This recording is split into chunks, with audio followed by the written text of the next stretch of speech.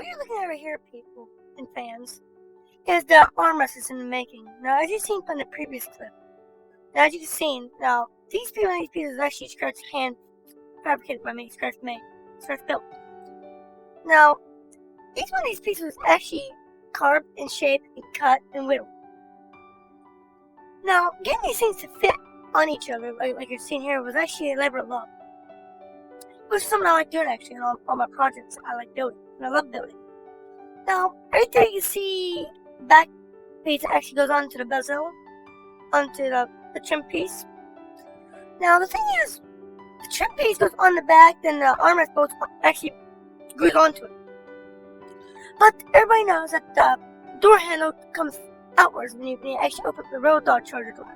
So, I gotta keep a gap of it between each thing, so that way you can see the details in each piece. Now, here is actually the first prototype resin part for the rear suspension. Now, this one is actually not the weak plastic, this is actually resin that I actually made a cast of. So I can actually make the part a lot more stiffer and a lot more accurate. Because on the real car that this car is being built, the mock-up off of, the rear end differential and everything has detail on it, where the kit detail really doesn't have nothing on it. It is all cheap plastic, like you say.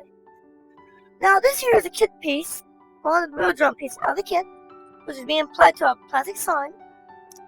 Now, I'll tell you something now. This sign here is actually fun to work with because the plastic it's made out of is not exactly like the plastic I've worked with before in the past.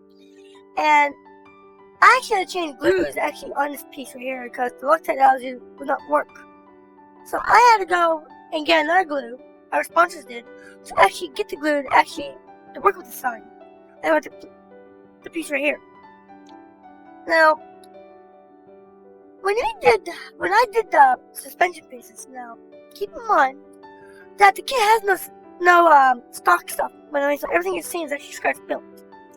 All these angles right here is all scratch built and carved in, and as you can see, some of the pieces was actually still being done. Now this is actually the motor pieces is actually being built for in the kit, for in the car itself. And here is the radar support that you all probably have seen before, but now here's a close-up shot. Now, mind you, the yellow and black is a posted sign that was garbage that was actually in the bin that I just pulled out and I just started working with it. Here you can see I'm actually working around the side and I'm using a little sewing needle to see if it's going to break off or not. Now, some of you Mopar fans and that's out there might know what this part is now. It's the brake drum backing that actually goes on to the rear differential pieces in the back of the rear brake housings on the housing in the back end of the car. Now, here is the lower piece of the multiple pieces of the rear support that was actually being built. Now, like on every car, every Mopar that was actually ever made, if you look at the cars right, you'll see that they're all pieced together and spotlight together. Now, this project is actually being built the same, identical way.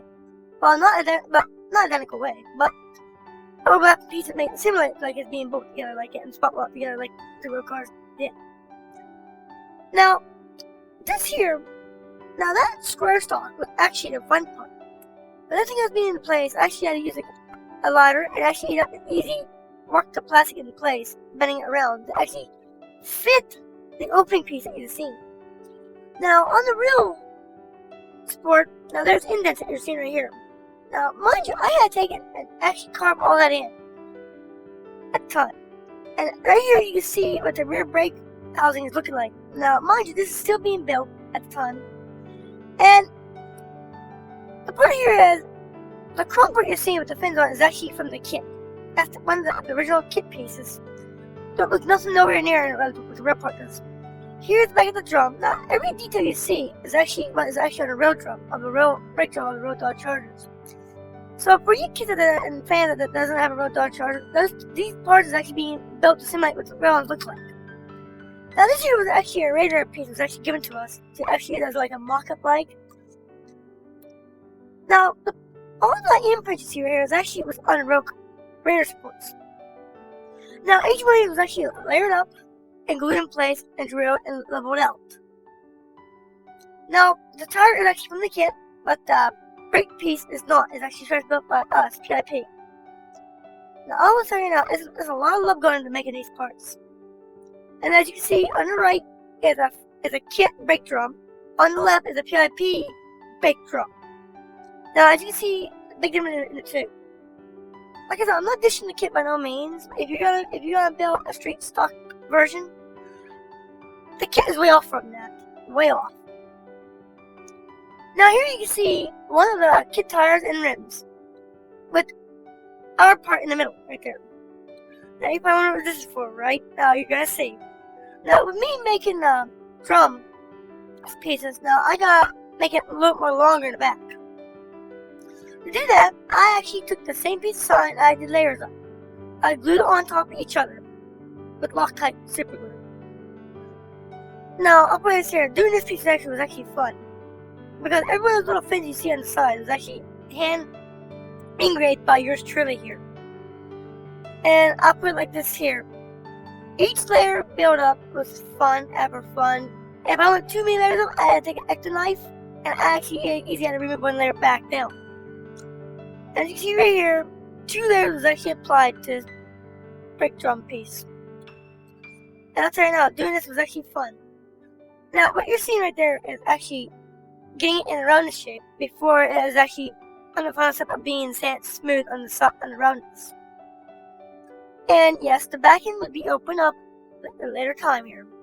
And the centerpiece is actually the center hole for the center cap to go onto. So if anybody's out there asking yourself, what is that hole there for? Here's the back of the piece as it's being made. Now here is the engraver bit I've been talking about. Now this is actually the smallest engraver you can actually get for a Dremel tool. And you can, if you work easy on brass, you can actually use it also on brass to engrave down through and make somewhat cut lines. I use that a lot on this build here. Now here is some resin pieces that was actually prototypes for the build here as PIP is building the kit here, as they're building the 1/16 model car here. So there's a lot of detail to go into the car, especially when there was never no kit made of it. And we don't do something too much yet with 3D printing yet. We're mostly all old school, and we do something old school way yet, which is actually fun and labor of love. Now, what you're seeing here is actually a prototype of the passenger side interior pieces being made.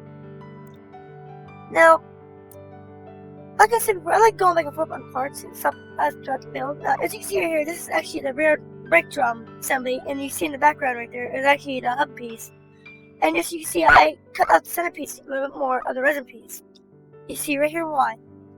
Because when done, this is actually going to sit in a white piece, spin freely in it, and not catch by no means. And the center cap of the kit is actually supposed to take that little hole and lock all this up together into the piece right there. So everything moves freely and you can actually move the car back and forth like a toy almost. But everybody knows these things ain't no toys. But as you can see here in this resin here, you can see some of the details and stuff that was actually from the original piece. We actually made a couple of these so that way if anything did go wrong, we can grab these pieces into the other piece very easy and fast and keep the build going forward. And sometimes there is mistakes that happen in building these parts, and sometimes we have to look back for a minute and see where we went wrong and actually correct the steps that we went wrong on. Now, the paint that is used here on this is actually nail polish for the black. It actually dried faster than the primer did, and it actually gave it more of a shine, or some people call it a sheen. It actually worked better. It actually stuck to the fiberglass better too, and all the resin as well. Now here is the interior seat in the making.